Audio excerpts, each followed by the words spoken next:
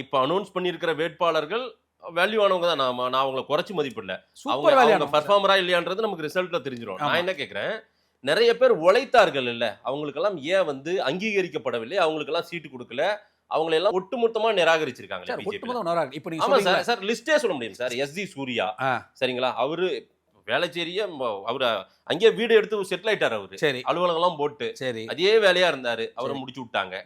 Vinoj B செல்வம் சரிங்களா, கருநாகராஜன் வேலை செஞ்ச, கராத்தே தியாகராஜன், எவ்வளவு பேர் சார். அந்த மாதிரி அஸ்வத்தாமன், பன்ருட்டியை டார்கெட் சார். பன்ருட்டி மாவட்ட செயலாளர் ஏடிஎம்கேவில் எம்சி சம்பத், அவர் அந்த தொகுதி அப்படின்னு கேட்க மாட்டாரு. அவர் கேட்கவும் இல்லை. பன்ருட்டி சரி உள்ள இருக்கிற பாமகவும் அந்த தொகுதியை விரும்பல, அவங்களுமே அதை விரும்பலன்னு நல்லா தெரிஞ்சு போச்சு. அலைன்ஸ்ல உள்ளார என்ன நடந்ததோ நான் கேட்கிறேன்.